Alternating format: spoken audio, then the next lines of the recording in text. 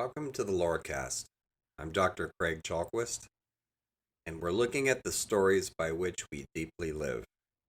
There's a strange cultural story that flourishes mainly in the United States, but it can be seen elsewhere as well.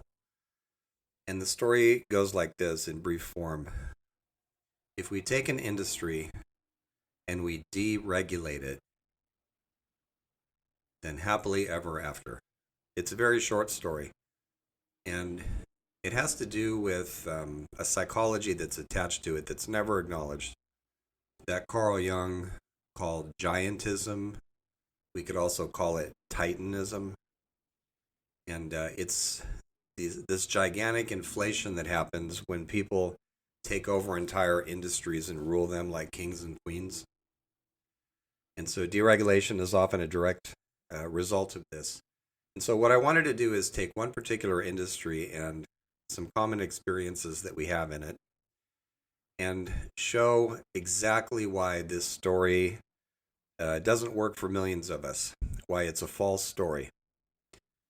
So let's look at that and entertain the possibility that other stories might be more helpful. So I'm going to talk about the airline industry, and there's some relation here to a podcast I posted on January 7th, 2023. It's episode number 23.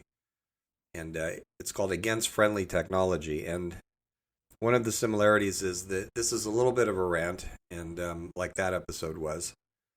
Hope you enjoy it. So we'll see where it goes. I think I'm going to do more of these just every now and then, because I don't want my podcast to turn into a rant. But I think this is an important psychology for us to understand, because we have to deal with it so much. So, airlines. Yeah. I've been flying on them since I was perhaps 9 years old, if not younger. And I remember the days where the seats were pretty big and there was leg room, and the flight attendants would give you these little wings to try on if you were a kid. And the experience was less stressful. There were fewer crowds at the airports. And all of that has changed, particularly as of 1978 with the Airline Deregulation Act. So more on that in a moment. I have flown through and to dozens of countries at this point. I took a trip to Ireland at the end of August. And so I have some basis for sharing my experience. Those of you who travel a lot will, of course, get it. But I wanted it to link it, on the one hand, to this false story of deregulation, on the other to giantism. Now, a quick comment. One thing I'm not going to go into at this time is the issue of how much flying pollutes the atmosphere. It does, and we should be mindful of the trips we take. But at the same time, compared to the trips that civilians take, the amount of pollution created by gigantic, speaking of giantism, organizations like the U.S. military, there's no comparison. So not that gives us fully off the hook, but there's this tactic that people use nowadays called flight shaming, where they publicly shame you for flying. And psychologically, these were the people that, when I was growing up, used to sit in the back of the church and criticize other people for not attending church services last Sunday. It's an act of hostility. It really has nothing to do with saving the planet or how much carbon you use or anything like that. All that's an excuse to be hostile to people. So I'm going to bypass all of that. So let's go right to the issue now. Let's talk a little bit about seating on airlines. So I'm not a huge person, but I am stocky. And when I get stuck in a middle seat on a crowded flight, I suffer for hours. Many other people have complained about this. The width of the seats has shrunk. The legroom has shrunk as airlines pack more and more seats into less and less space. And there are some reasons for this, like the rising cost of fuel and so on and so forth. But they are deliberately squeezing people, just as they're deliberately increasing fees for things like baggage. This started back in 1978 when that act was passed. It was created under President Nixon, kind of sat around under Ford, and then Jimmy Carter signed it. And the act itself, in some ways, is a result of other bureaucratic madness. There used to be something called the Civil Aeronautics Board, and the CAB regulated things like how much airlines could charge and where they could fly and stuff like that. But they themselves were heavily bureaucratic and inefficient and rigid. And so, for example, airlines who wanted to open up a new flight often had to wait 5 or 6 years to get their applications approved, and then they would be turned down, and the CAB would say, "We're turning you down because this data is too old." Well, of course, it was old because it sat on their desks. So in '78, that went away. The airlines were deregulated. And as a direct result of that, there are 4 big airlines in the United States that handle 2/3 of all flights here. There was a lot of consolidation, bankruptcies, and so on. And 4 giant airlines wound up on top. And of course, when that happens, there are fewer choices that we can make. Monopoly exerts its force. And, one thing about this too, price fixing, of course, is illegal, but it really doesn't have to be some secret meeting in a boardroom or a secret call to fix prices. The airlines all know what they charge, and so if they all raise their prices without a conversation, it's hardly anything that they could be brought to account for. It happens all the time in other industries too. If you get a hotel room on the holidays, you could be paying 2 or 3 times the amount that you normally would for no further services. You get nothing in addition to what you would usually get. They simply crank the price up. And there's no laws against that either. So they can gouge you as deeply as they want. And it is price gouging. So let's go to another issue here. There was a couple of terrorists who got on airlines with explosives concealed in their shoes. And ever since then, we've all been having to take our shoes off at the airport, which for some of us is a huge inconvenience, for others not so much. And it really speaks to a psychology that tends to go with Giantism, which is paranoia. Years later, we're still taking our shoes off, although there's some airports, like I was in Logan International a week ago, and they said, "Oh, leave them on, leave your stuff in the bags," and we just went right through security. It's interesting, too, that at airports, because they're so overcrowded, we have to run like rats through literal mazes in order to get through security. Something to think about. And the things that aren't allowed on airplanes, obviously you shouldn't be trying to take a firearm on an airplane. It just blows me away that people even try to do that. But a pocket knife, seriously?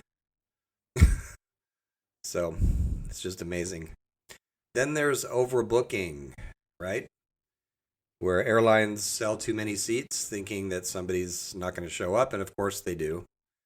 And so the flight attendants, who for the most part shouldn't be blamed for any of this, and the ticket agents, because they're only doing what they have to do for their jobs. They, depending on when this happens, they have a way of trying to make you feel responsible for the fact that the plane was overbooked. And it was overbooked because it's not illegal not to. Again, deregulation. So imagine this in some other area, some other industry. Imagine getting away with this. Imagine going to the grocery store and spending a bunch of money on groceries, and then you come up to the checkout and they take some of them off and they say, "You can't buy these because we actually overstock them, and so we have to take them away from you. But you're going to pay anyway," right? So I think it's amazing that this isn't regulated. And then, so anyway, the ticket agents, they often try to, not always, but often try to make you feel guilty. And so this is really a form of industrial airline gaslighting, because you didn't overbook the plane, they did. And so they make we need more people to volunteer to go on the next flight, or we need more people to check their carry-on bags, or whatever it is, right? there isn't enough space. You know?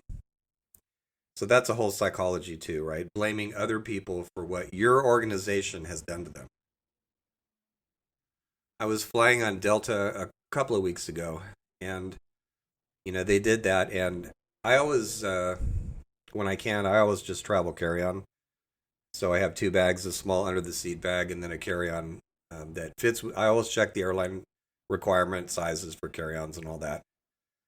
And so I didn't check my bag, and they, when I got on the plane, they said, "Well, these overhead compartments near your seat, they're all full. You have to go all the way into the back of the plane and find some space in one there, right?" So I had to do that, and at the end of the flight came what I think of now as the great Delta passenger carry-on scramble. So the flight attendant said to 4 or 5 of us who were in the same situation, "Okay, there's all these people in the back of the plane who want to leave, and so they're going to come rushing forward like they always do. So you all have to look." They gathered us together to say this. "You all have to look for gaps in the people that are coming out and dart forward a few seats and wait, and dart forward a few seats and wait until you get to your bags." And I thought, this is ludicrous. I felt like a soldier advancing on a strongly held position. It's like those old World War II movies you see where, there's a pillbox with a machine gun inside of it, and soldiers are like moving from cover to cover to try to get close enough. And I was really tempted to make a joke and say, if I get close enough to throw a hand grenade into the back, do I get some kind of prize, or do I get to go back there first, But of course, you don't make jokes like that because they get paranoid and they throw you off the plane for stuff. So I said nothing. And that's another part of all this is when you're in an industry, airlines or otherwise, where this kind of bureaucratic madness is the norm, it stifles not only your sense of humor, but you're constantly feeling frustration of a sort that you can't openly express. And I won't even try to guess what that does to our mental health. Now we come to the safety lecture that we've probably all heard. It's required by the FAA, by the government, so they have to go through all that. The FAA doesn't require how they do the safety lecture. So some airlines are now doing it on screens on the back of chairs, and those screens right in front of you that blast all this into your face at a loud volume. And so there's that. And every now and then you see videos going around of flight attendants who do all this in an amusing way. And two thoughts about this. One is, can we find creative alternatives so that the flight attendants don't have to go through this bizarre dance every time we fly?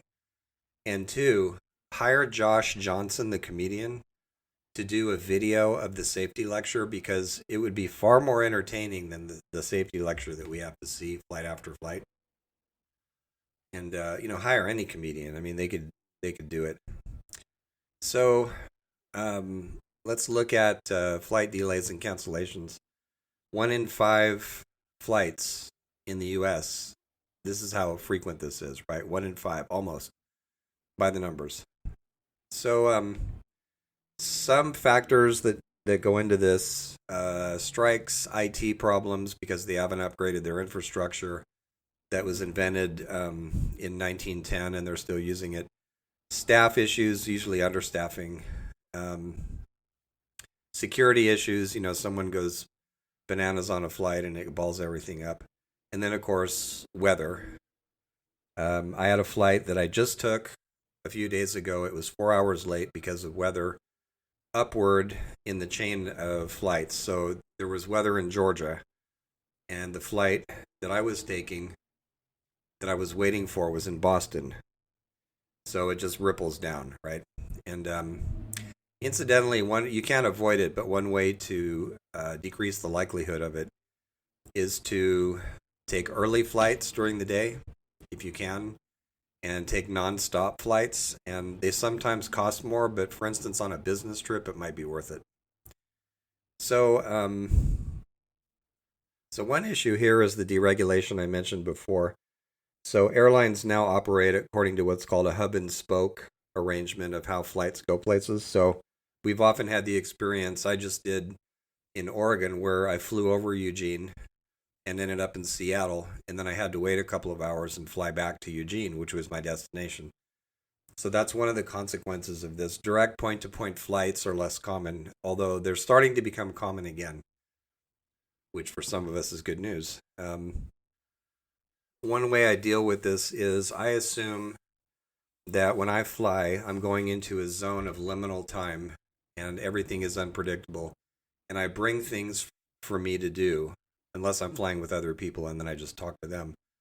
But I was working on my third novel for a lot of these flight delays, and I actually made a lot of progress on it, which was good.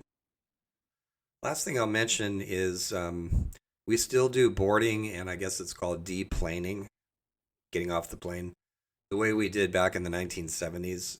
Nothing's changed. I've often wished that the sides of the airplane would open outwards so we could all get off the plane at once, but of course they won't do that. And a lot hasn't changed, like the little controls in the overhead thing. They're exactly the same as they were in the 70s. And other things have changed, like you can charge a cell phone and watch movies on a screen in front of you and stuff like that. But there's a real lack of innovation because the industry is frozen in part because it's under monopolistic control. The monopoly, not in the legal sense, but in the practical sense. So all of this, to most of us, feels as uncontrollable as the weather. There's nothing we can do about it. And this is what giantism ultimately does to people. It convinces them that they have no agency, that they have to put up with absurd situations just because they exist, that there's nothing we can do about it, and that things are just going to be that way for all time. So some things you can do about this: make your voice heard, talk about it online, show videos online, some of which will go viral, write to politicians about it, all the usual things. One of my responses is I'm thinking about creating my own applied wisdom school outside of higher ed. And if I do that, one of the programs in the school will be on the topic of how to dismantle giantism, how to see through it, how to work through it psychologically, and how to get rid of it socially. And we will, whoever teaches that will bring historical examples of where people organizing and getting together have successfully overcome huge obstacles and gigantic agendas in order to have a taste of real liberation from them.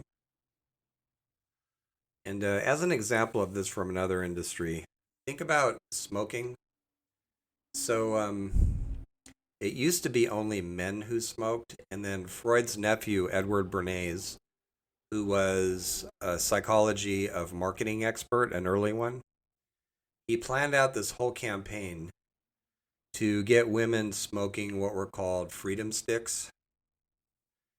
And I think it launched in New York City, if I remember correctly. But anyway, it was very widely publicized, and that's what actually converted women to smoking. So here we are in 2024, and smoking is actually pretty rare these days compared to how it used to be. I remember being in offices where people smoked, being on buses where people smoked, and that just doesn't happen anymore for the most part. So there's been a huge cultural shift around that, as well as a lot of protest, as well as a lot of medical evidence for how bad smoking is for you. So that might be one example of a lot of people over time getting together to dismantle a giant institution, or at least cut it down to size. So I think there are possibilities, especially in this highly interconnected world, for organizing much more quickly and much more creatively, and launching into action on that foundation and seeing how rapidly things might change. Remember from nonlinear dynamics and systems theory that sometimes it takes just a whisper in the right place at the right time, and an entire complex, fixed, and inevitable seeming system begins to reorganize itself radically from the inside out. So let's keep our shoes on, keep track of our luggage, and perhaps see if we can do a little bit of reorganizing. Thank you.